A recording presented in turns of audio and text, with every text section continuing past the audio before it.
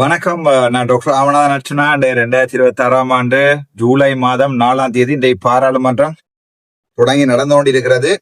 இன்றைய கொஞ்சம் லேட்டா தான் எழுப்பி நான் நேற்று கொழும்புல இருந்து வந்தபடி ஆகவே இன்றைய பாராளுமன்றம் போறதுக்கு தயாராக இருக்கிறேன். அதுக்கு முன்னம் உங்களுக்கு சில அரசியலை சொல்லித்தரணும், இந்த வீடியோக்கள் கட்டாயம் நெடுக போடணும்னு நான் யோசிக்கிறேன்னா நாவே இந்த அரசியல் ஒன்று உங்களுக்கு நான் சொல்லித்தரணும்னு ஆசைப்படுறேன்.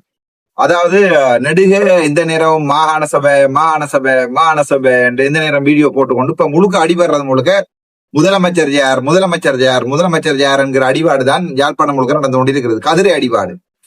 தமிழ் மக்களுக்கு ஏதாவது நல்லது செய்ய வேணும், தமிழ் மக்களை நாங்கள் ஏதாவது ஒரு வகையில முன்னேற்ற வேணும், எங்களுடைய தாய பிரதேசம் அபிவிருத்தி அடையணும், நல்லா வாழ வேணும், கொலையுண்டு 1,65,000 பேருக்கு நீதி கிடைக்கணும், அந்த எண்ணம் யார்கிட்டையுமே இல்லை. மாநசபை முதலமைச்சர் யார், மாநசபை முதலமைச்சர் யார், இதுதான் இவங்களுடைய எண்ணம். நான் உங்களுக்கு ஒரு வீடியோ வந்து கிட்டத்தட்ட 2022 ஆண்டு பகுதிகளில் இது ரெக்கார்ட் பண்ணப்பட்டிருக்குன்னு நினைக்கிறேன். இந்த வீடியோ உங்களுக்கு போட்டு விளங்கப்படுத்த போறேன். இனிமேலும் இந்த கிழட்டு அரசியலுக்கு நீங்கள் அனுமதி கொடுப்பீர்களாக இருந்தால், நான் திரும்ப உங்களுக்கு சொல்றேன், ஏன் இந்த கிழட்டு அரசியல் என்று சொல்லுறேன் சொன்னா, இந்த ரிட்டையர் பண்ணி போட்டு அரசியலுக்கு வாரது, இந்த வேலைகளுக்கு இடம் கொடுப்பீர்களா இருந்தால் எங்களுடைய தமிழினம் அழியும் என்றதுக்கு நான் ஒரு நல்ல உதாரணம் சொல்றேன். நான் இவன் 40 வயசுல நானே ரிசைன் பண்றேன். வழக்கு போட்டது ஒரு பக்கம், இன்னொரு பக்கம் யோசிக்கிறேன், ஒரு 26 வயசு பொம்பளை பிள்ளை ஒரு ஆளை கொண்டே பாராளுமன்றத்துல இருத்தி விடணும் தான் நான் யோசிக்கிறேன். 40 வயசுலயே நான் யோசிக்கிறேன், எனக்கு வயசு கூட, 40 வயசுல இருந்து பாராளுமன்றத்துல அரசியல் செய்யக்கூடாது என்று யோசிக்கிறாள் நான். ஆனால் நான் உங்களுக்கு ஒரு வீடியோ ஒன்று ஆங்கிலத்துல இருக்கிறது, அதை இதுல போட்டு காட்டுவோம்னு பாக்குறேன். ஏனென்றால் நீங்கள் சிலதில் விளங்கிக் கொள்ளணும், இவங்க எப்படி எங்களுடைய இனத்தை அழிச்சாங்க. சிவி விக்னேஸ்வரனா இருக்கலாம், முன்னாள் முதலமைச்சர் என்று சொல்லி, இப்போ ஒரு நீதியரசு முன்னாள் நீதிபதி என்று சொல்லி ஒரு ஆளை கூட்டி கொண்டு வச்சிருக்கிறீங்கன்னா, அதே மாதிரி இந்த சுமந்திரன் கூட்டணி முதல் கூட்டி கொண்டு வந்தது யாரு என்றால் 2014 ஆண்டுல சிவி விக்னேஸ்வரனை. எப்படி எங்கட இனம் அழிஞ்சது, ரணில் எப்படியான விடயங்களை கேட்கல, இவங்க எப்படி ஏமாத்தினாங்க என்ற விடயத்தை இந்த வீடியோல நான் பார்க்க போறோம்.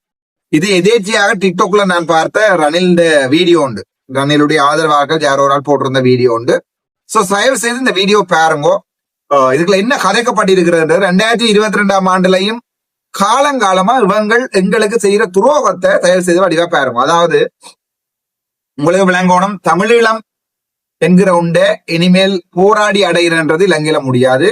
ஏதாவது டெக்ஃபுல்லா ஐசிஜேக்கு போய் ஐசிசிக்கு போய் அடைந்தால் உண்டு. ஆனால் அதுக்குரிய வேலைகளை எங்கண்ட சுமந்திரனாக 2016 ஆண்டே சிதைச்சு அதுக்கு மேல கங்கிரீட் போட்டு மூடினோம். சோ அது சம்பந்தமா நாங்க சிந்திக்க இயலாது. ஆகவே நாங்கள் இனியே சிந்திக்க கூடியது, இந்த இலங்கைகள்ல அதிகூடிய உச்ச அதிகார பரவலாக்களோட நாங்கள் எப்படி நிம்மதியா வாழ்கிறது என்பது சம்பந்தமா தான் கதைக்கலாம். சோ அதெல்லாம் கதைக்கிறதுக்கு முன்னம் 2022 ஆண்டு ரணில் விக்ரமசிங்க சுமந்திரனோடையும் சிவி விக்னேஸ்வரனோடையும் கதைச்ச கதையை நான் இதுல உங்களுக்கு போடுறேன். சிங்களம் கூட அதிகார பரவலாக்களை தருவோம் என்று நினைச்சு கொண்டிருக்கல, இவங்க எப்படி பிளான் பண்ணி அதை இல்லாம பண்ணினாங்க அல்லது எப்படி அதை சிதைச்சாங்கன்றதுக்காண்டி நல்ல ஒரு உதாரணம் உண்டு தான் நான் உங்களுக்கு இதுல போட போறேன். சோ இந்த தொடர்ந்து வர வீடியோவை பாருங்க. இதுல எப்படி ரணில் விக்ரமசிங்க என்னதை கேட்கிறார், சுமந்திரனும் சிவி விக்னேஸ்வரனும் என்னதை கேட்டு குழப்புறாங்கன்றத இந்த வீடியோவில் நான் தமிழாக்கம் செய்து போறேன். ஆங்கிலத்தை முதலாவதா பாருங்க. Tell me what are the powers that we are going to give, because you yourself rejected it at the meeting. So you must tell me whether you want the 13th Amendment plus or not. You didn't ask for elections. If you all are willing to accept that, when we call in the next month or so, we'll have a discussion. I'll bring the papers. I have no problem. Under President Mahinda Rajapaksa's time, as I pointed out at the last meeting, there are 3 joint statements made with India, and I'm just reading this. S.M. Krishna's statement in January 2012, where he says, the government of Sri Lanka has on many occasions conveyed to us its commitment to move towards a political settlement based on the full implementation of the 13th Amendment to the Sri Lankan Constitution. Now this was under President Rajapaksa. He was foreign minister. He was standing next to him when Honorable S.M. Krishna said this. Honorable President, the whole purpose of devolution is to devolve power to whom? To the representatives of the people at the provincial council level. No, that is the basic issue. when we talk of devolution, it has meaning and substance only if the devolved power goes into the hands of representatives directly elected by the people of the respective provinces. But today, the president is in charge of the whole lot. There's no devolution. But So they are- you all are all confused, no? You come and say we won't come here unless more power is given. Then you come here and say no. Yeah, you change your stand from last meeting to this to the previous one. No, we are not and then what the leader of the party says, his presidential candidate is not in favor of. So how can you run this? When you play these games, this is what happens. එක ස්ථාවරයක ඉඳන් මේක ක්‍රියාත්මක කරන්නේ නැත්නම් ඒකයි මම කියන්නේ. Do you want the additional powers given to provincial councils or not immediately? You just tell me that. Yes. If you don't want, say no, Yes. then we can go for Yes, elections. No, huh? we have never changed our stance on that. If you don't want power, tell me. I can tell the country that you all don't want police powers or anything. You will go immediately. Strengthen the 13th Amendment, make it more stronger body than what it is today, and then have the elections. And that would really be giving more power to the provincial council. You decide, do you want to have the cake and eat it? So in that case, don't ask No, for police powers or anything else. It's not power or elections. මම යෝජනා කරන්නේ මේ ගැන තවදුරටත් කතා කරලා කියන්න මට මේක ගෙනියන්න ඕනද නැද්ද කියලා. මම නෙමෙයි සම්මත කරන්නේ. මම ඕනනම් නීතිය ගේන්න. එතකොට ඔක්කොම ද්‍රවිඩ පක්ෂ සිංහල පක්ෂ ඔක්කොම ඒක ප්‍රතික්ෂේප කරන්න. මට කමන්නේ. මගේ යුතුයකම මම කළා ඉවරයි. ජනාධිපතිතුමනි. හරි ඉතින් මේක ඕනද නැද්ද කියන්නේ. මම කියන්නේ මේක මේ සෙල්ලම කරන්න එපා. අපි මේ සෙල්ලමනේ හැමදාම කරේ. 7 දෙනෙක් නොකරපු එක මට කරන්න උනානේ. මට බැනුම් අහගෙන හරි කරන්න උනා. නීති සම්මත කරන ජනවත වර්ම තියෙන්නේ පාර්ලිමේන්තුව. පාර්ලිමේන්තුවෙන් තමයි සම්මත කරන්න පුළුවන්. මට පුළුවන් ඒව ඉදිරිපත් කරන්න විතරයි. වෙන එකක් නැහැ. මේක ක්‍රියාත්මක කරන්න එපා නම් මම එකක් ඉල්ලනවා. එහෙනම් 13 සම්පූර්ණයෙන්ම අයින් කරන්න. මම විමල් වීරවංශ මන්තුමාට ස්තුතිවන්ත වෙනවා. මෙතන ඒ අදහස් ප්‍රකාශ කළා තියෙනවා. මම පිළිගන්නවා මම ආවේ කෙටි කාලයකට මේ ප්‍රශ්නයක් විසඳ ගන්න. ඉතින් ඊට වඩා මගේ මේක නැහැ. මම කියන්නේ අපි මේක ඉදිරියට ගෙනමු. හොඳයි මේ අදහස් ප්‍රකාශ කරපු එක ගැන. මේ ගැන හිතලා කරමු. இந்த வீடியோ வந்து 2022ஆம் ஆண்டு அல்லது 23ஆம் ஆண்டு பகுதிகளில் ரணில் விக்ரமசிங்க அவர்களோட எங்களுடைய அரசியல் தலைவர்கள் என்று நாங்கள் நினைச்சு கொண்டிருக்கிற சுமந்திரன், சித்தார்த்தன், அதுல வீடியோல தெரிகிறது இவதான் சுமந்திரன், சித்தார்த்தன், மற்றது வேற CV விக்னேஸ்வரன், இவர் எல்லாரையும் நாங்கள் பாராளுமன்றத்துக்கு அனுப்பி பாராளுமன்ற மக்களுடைய பிரதிகளாகவும் 2019ஆம் ஆண்டு தேர்தலை அனுப்பி இவர்கள் பாராளுமன்றத்தில் இருந்து கொண்டு ஜனாதிபதியோட இந்த மீட்டிங்ல என்ன கதைச்சு கொண்டு இருக்கிறார்கள் என்றது சிங்களத்திலையும் ஆங்கிலத்திலையும் இருக்கிறபடியே நான் உங்களுக்கு விளங்கப்படுத்தினேன். முதலாவதாக சுமந்திரன் கதைக்கிறார். அவர் சொல்றார் உடனடியாக எலெக்ஷனை வைக்க சொல்லி, உடனடியாக எலெக்ஷன், அதாவது வந்து மாகாண சபை எலெக்ஷனை வைங்க. 2014 இருந்து 19 டிசால்வ் ஆயிடுது.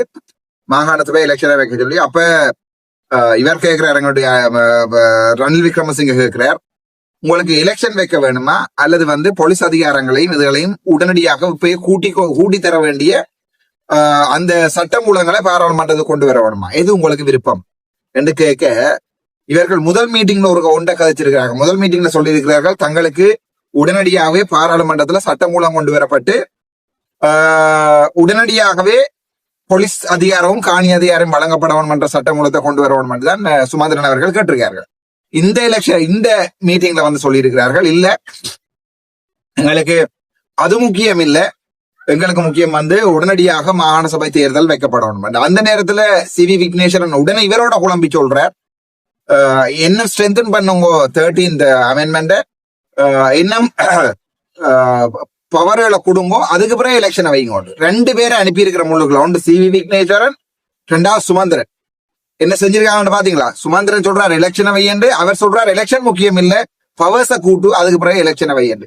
இதனாலதான் 2022, 23, 24 மாகாண சபை தேர்தல் வைக்கப்படாம கடைசியாக இந்த 24ஆம் ஆண்டு பாராளுமன்ற தேர்தலுக்கு ஜனாதிபதி ரணில் விக்ரமசிங்க அவர்களுக்கு போக வேண்டி இருந்தது. சோ இந்த விஷயத்துல நாங்க ஒண்ணு பார்க்கணும், 2 மிகப்பெரிய கோடாளி காம்புகள் இந்த வீடியோல உங்களுக்கு போட்டு தெளிவாக காட்டியிருக்கிறேன். ஒன்று சுமந்திரன், 2வது CV விக்னேஸ்வரன் சொல்லப்படுகின்ற இந்த நபர், முன்னாள் நீதியரசர். இப்ப அவரை கொண்டு வந்ததும் இவர் தான். யாரு? சுமந்திரனாக்கள் தான் அவரை கொண்டு வந்தது. நீதியரசரை மாகாண சபையை வெள்ளவன் பண்றதுக்காக நீதியரசரை கொண்டு வந்தது CV விக்னேஸ்வரன். நீதியரசர் சொல்லவே வெக்கமா கிடையாது. பார் பெர்மிட்டை கொடுத்து போட்டு நீங்க என்னன்றாப்பா நீதியம் நீங்க உங்களோட ஜட்ஜ்மெண்ட் எல்லாம் எப்படி இருந்திருக்குமென்று யோசிச்சு பாக்குறேன். உங்களோட ஜட்ஜ்மெண்ட் எல்லாம் எப்படி இருந்திருக்குமென்று யோசிச்சு பாக்குறேன். இங்க பார் பெர்மிட் கொடுத்த நீங்க ஒரு பொம்பளைக்கு வந்து பார் லைசன்ஸ் கொடுத்துட்டு போட்டு நீங்க சொல்றீங்க வாழ்வாதாரம் இல்லாதால பார் கொடுத்தனாண்டு. எத்தனை பேர்ட்ட வீட்டை உலகள் எரியா அணைச்சு பாருங்க அந்த பாரால. சோ இந்த பார்களை கொடுத்த ஸ்ரீதரனா இருக்கலாம், சிவி விக்னேஸ்வரனா இருக்கலாம், அவங்க எல்லாருமே செய்த மிகப்பெரிய துரோகம் என்னென்றால் தமிழினத்தை அழிக்கிறதுக்கு எங்கெங்க குடு கஞ்சா இந்த போதைப் பொருட்கள் இதெல்லாம் விற்கலுமோ அவ்வளோத்தையும் வளர்த்தாங்க. அதுதான் இந்த சுமந்திரன் செய்த வேலை, அதான் இந்த சிவி விக்னேஸ்வரன் செய்த வேலை. இவர் சிவி விக்னேஸ்வரன் இந்த தடவை இப்ப பாராளுமன்ற உறுப்பினராக இருந்தோண்டுதான் இந்த வீடியோல காய்ச்சி கொண்டிருக்கார். இவர் மாநசபையில இருந்து மாநசபையில விலத்துப்பட்டாது தமிழ் மக்கள் முற்போக்கு கூட்டணியோ தமிழ் மக்கள் கூட்டணியோ ஏதோ ஒரு கூட்டணி ஒன்று உருவாக்கி அதுல எலெக்ஷன் கேட்டு அந்த எலெக்ஷன்ல வின் பண்ணி தான் இவர் அங்க போய் இருக்கிறார்.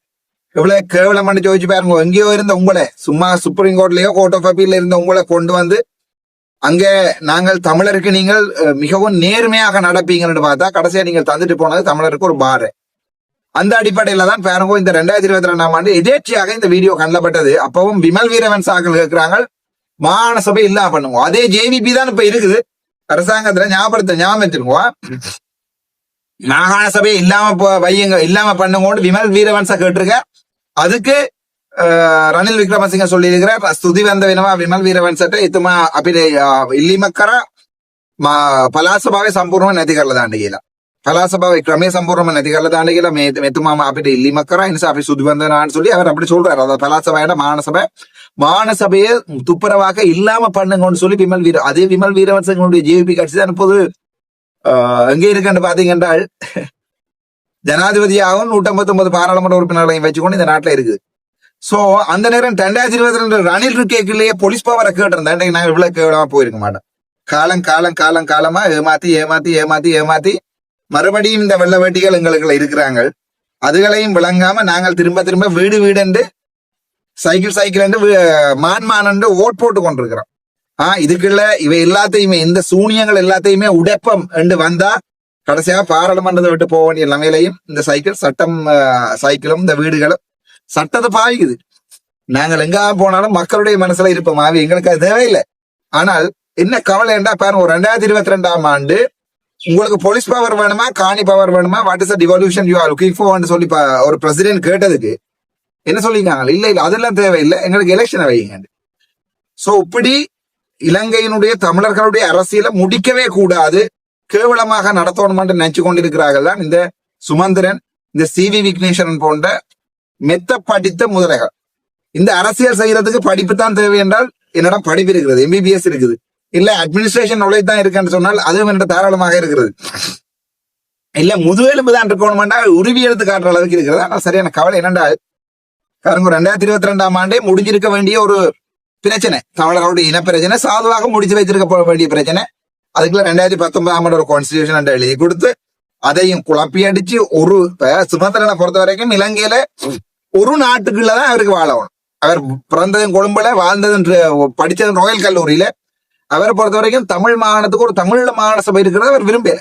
அவரை பொறுத்த வரைக்கும் இந்த மாகாண சபை இல்லாம பண்ணணும். அதற்காக தான் நேற்றுக்கு இன்றைக்கு கூட சுமந்திரனுடைய டீம் போய் அனுரகுமார நாயகவை சந்திச்சு கழிச்சிருக்கிறது. எங்களுக்கு மாகாண சபை தேவையில்லை, நீங்க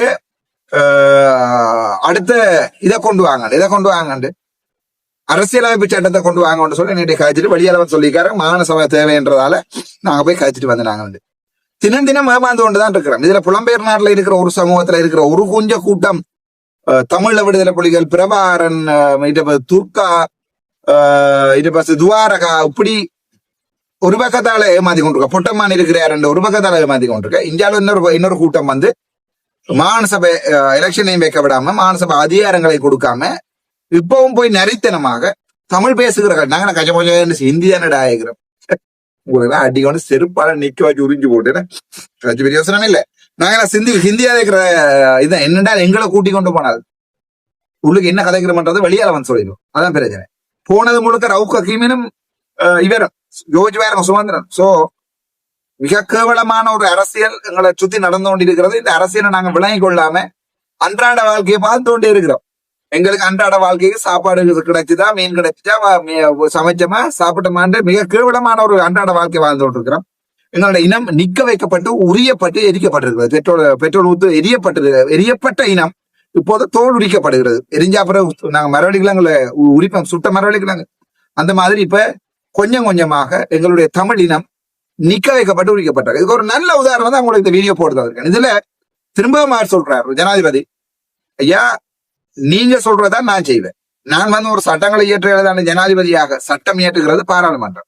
சோ நீங்க என்ன சொல்ல போறீங்கன்றதை சொல்லுங்க. நான் அதை சட்டமாக இயற்றுறதுக்குரிய அனுமதியை பாராளுமன்றத்துக்கு தரேன். அதை பாராளுமன்றத்துல சம்பந்தக்கரெல்லாம் இஸ்ராட அரங்க அதாவது பாராளுமன்றத்தில் அதை கொண்டு போச்சு. இதுல சுமந்திரன் நம்பர் ஓகே இவருக்கு அரசியல் தெரியாது, இவர் இப்படி வெளிப்படையாக காய்ச்சி கொண்டிருக்கிறார் அர்ச்சுனா ராமநாதன். அப்படி இப்படி டபுள் கேம் அடிச்சுதான் இதுல செய்யணும் இல்ல. இது ஒரு மிகப்பெரிய இனத்துரோகம், எங்களுடைய இனத்துக்கு இருக்கிற மிகப்பெரிய இனத்துரோகம். இந்த சுமந்திரன் என்று சொல்லுகின்ற தமிழரசு கட்சியினுடைய கோடாளி காம்புகள். இரண்டாவது இந்த சிவி விக்னேஸ்வரன் ஏற்கனவே வந்து போன கோடாளி காம்பு. இப்படியே இனி திருப்பி மறுபடியும் இதே நிரல்ல இளஞ்செழியன் என்கிற கோடாளி காம்ப கொண்டு வச்சு இவர்கள் இளஞ்செழியன் ஐயா தனிப்பட்ட ரீதியாக அவருடைய கருத்துக்கள் எப்படி இருக்கின்றது நான் அதை விமர்சிக்க விரும்பல. இன்றைக்கு இந்த கோடாடி காம்புகளால் இறக்கப்படுறாரோ அன்றைக்கு இவர்கள் சொல்றதுதான் இவர் செய்ய போறேன். இவரால் தனித்த ரீதியாக ஒன்று இந்த கதைக்கிற மாதிரி ஒண்ணு சொல்லல. அது உற்ற நண்பன், பாலிய நண்பர், சகோதரன் சுமந்திரன் உண்டாக ஓத்தெடுத்துனாங்கன்னு சொல்லிதான் இந்த வீடியோல காய்ச்சி கொண்டுருக்கார். சோ வடிவா யோசிங்கோ. ஆனால் நான் இந்த போட்டியை வந்து சரளமாகவும் சந்தோஷமா தான் எடுக்க விரும்புறேன். நான் இதுல வெயிட் பண்ண விரும்புறேன் மக்கள் என்ன சிந்திக்கிறார்கள்ன்றதை பாக்குறதுக்கு. மக்கள் இல்ல இன்னொரு நீதியமைச்சர் வரார் அவருக்கு போடுவோம் சிந்திச்சால் அன்றைக்குதான் ரசா உங்களுக்கு நீங்களே உங்களோட காதுக்குள்ள ஊதுற சங்கா இருக்கும். காது இப்படி வளைஞ்ச சங்கொண்ட வேண்டி உங்களோட காதுல ஊதி கொள்ளுங்க. இதுக்கு பிறகும் உங்களோட இனத்தை காப்பாத்துறதுக்கும் உங்களோட இனத்துக்காக இழக்கிறதுக்கும் யாருமே வர மாட்டாங்க. அது ஞாபகம் வச்சுக்கணும். இந்த முறை மாகாண சபையில மட்டும் நீங்க எனக்கு ஓட் போடல என்று சொன்னால், இந்த முறை மாகாண சபையில நீங்கள் இந்த மாதிரியான கோடாளி காம்புகளுக்கு ஓட் போடுவீங்களாக இருந்தால் உங்களுடைய இனத்தை காப்பாத்துறதுக்கு எந்த ஒரு நபரும் வர மாட்டான். ஞாபகம் வச்சுக்கணும். எவனுமே தன்னிச்சையா முடிவெடுத்து தன்னுடைய தொழிலையும் இழந்து படிப்பையும் இழந்து ஒரு 10 லட்சம் 15 லட்சம் வழக்கு கூட பிச்சை எடுத்து நான் வழக்கு செய்ய வேண்டிய நிலைமைக்கு ஒரு வைத்தியராக இருந்து போட்டு இந்த அரசியல் என்ன தள்ளி இருக்கிறது. சரிதானே? அதுல விமர்சிக்கிறார்கள் பல பக்கம். அடி 15 லட்சம் கேட்டா அவங்க அடுத்த நாளே போடுவாங்கடா. அதால நீங்க எரிஞ்சு சாக தேவையில்லை. கனடாவில இருந்து ஒரு அண்ணா வந்திருக்கார், போட்டிருக்கார். அவர் போட்டு மிச்ச பேலன்ஸும் போட்டா எனக்கு 15 lakhs ஆயிரும். அதை விட ஜெர்மன்ல இருந்து இன்னொரு அண்ணா ஒரு கால் பண்ணார். நான் கால் பண்ணி திருப்பி எடுக்கவும் இல்லை. அந்த மனுஷன் நெடுவே எனக்கு ஹெல்ப் பண்றது அவை அந்த மனுஷன் வேண்டக்கூடாதுக்காக நான் வேண்டிய இல்லை. மற்ற 60,000 70,000 2,22,000 ரூபா அப்படி மாறி மாறி. அன்றைக்கு பார்த்தா அன்றைக்கு 600 500 500 பவுண்ட்ஸ் போட்டிருக்காரு. அவை எனக்கு இந்த பேலன்ஸ் காணும். நான் இதை வச்சுக்கொண்டு இன்னொரு 3 மாதம் தள்ளி இருப்பேன். ஆனால் என்ன கவலை என்னென்றால் ஒரு வைத்தியராக இருந்து கொண்டும் கடைசியாக அரசியலை காசு இருக்கின்ற போது விமர்சிக்கின்ற அளவுக்கு இந்த படுகவலமான மனநோயாளிகளுக்கு மத்தியில் நின்று கொண்டுதான் இது அரசியல் செஞ்சு கொண்டிருக்கிறோம். இன்னைக்கு சரியான கவலையா இருக்குது. இப்படி கணக்க விஷயம் வாழ்க்கையிலேயே டெவலப் பண்ணப்படாத எங்கண்ட பலாலிக்கு என்னது காணி என்று கேட்கின்ற அதி உத்தமர் அதி புத்திசாலி மணிவண்ணன் உட்பட இந்த இவங்க எல்லாருமே உங்களை சிதைச்சு வச்சிருக்கிறாங்க. இதுக்கு மேலே நான் உங்களுக்கு விளங்கப்படுத்துறதுக்கு எனக்கு வாய் தமிழ் தெரியாது. தமிழ்ல நல்லா கதைப்பேன், ஆங்கிலம் ஓரளவு கதைப்பேன், சிங்களம் அதை விட கொஞ்சம் குறைய கதைப்பேன். அது கூட எனக்கு தெரியாது. உங்களுக்கு நான் எப்படி இந்த அரசியல்ல நீங்கள் ஏமாத்தப்பட்டு அநியாயமாக நாசமாக்கப்படுவீங்க பாருங்க. இப்ப யாழ்ப்பாணம் டிசிசி மீட்டிங் நடக்காது. அர்ச்சுனா ராமநாதன் ரிசைன் பண்ண வரைக்கும் வெயிட் பண்ணுவாங்க. கிளிநொச்சி டிசிசி மீட்டிங் குழம்பின மீட்டிங் நடத்துவாங்களா? இல்ல. அர்ச்சுனா ராமநாதன் ரிசைன் பண்ண பிறகும் வெயிட் பண்ணுவாங்க. இப்படி யாராவது ஒருத்தன் மக்களுக்காக போராடினால் அவனையும் அந்த அரசியல்ல இருந்து விலத்தி போட்டு இந்த சுத்த சூனியங்களுக்குள்ளேயே இருந்து கொண்டு நாங்கள் இப்படியே செத்து கொண்டிருக்கிறோம். நன்றி, வணக்கம். டாக்டர் அர்ச்சுனா.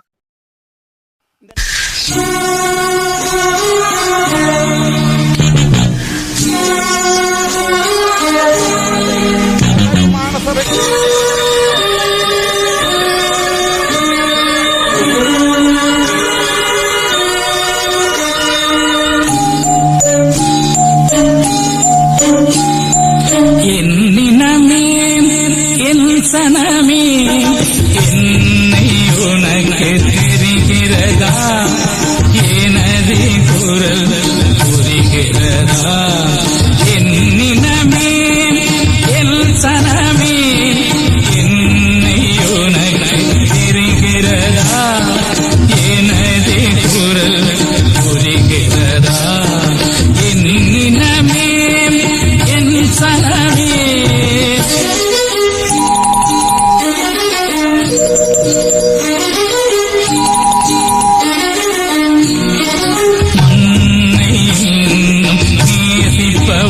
அதனால் மரணத்தையே ஆசிப்பவன், மண்ணை நேசிப்பவன் அதனால் மரணத்தையே ஆசிப்பவன். என்னினமே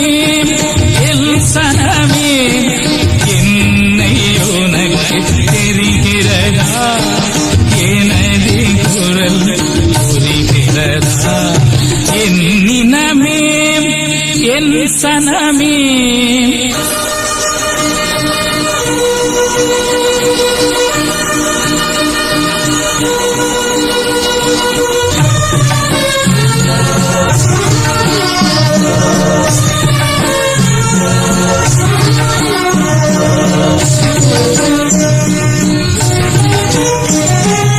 அன்னை தந்தை எனக்கு முண்டு அன்பு செய்ய உறவும் உண்டு.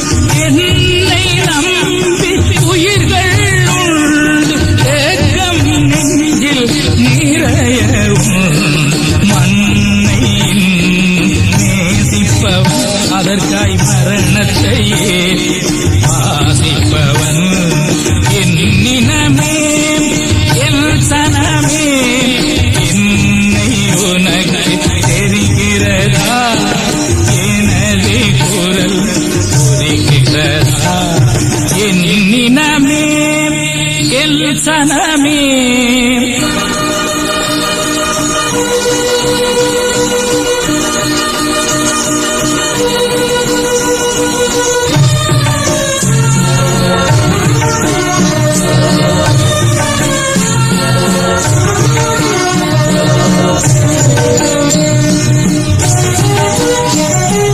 பாசறை நான் புகுந்த இடம் பதுங்கு கூடி உறங்குமிடம் தேச நலன் எனது கடன் தேன் தமிழே எனது திடன் அதனால் மண்ணை நேசிப்பவன் அதற்காய் மரணத்தை ஆசிப்பவன் என்னினமே சனமே என்னை உனக்கு தெரிகிறதா எனது குரல் புரிகிறதா என்னினமே எல் சனமே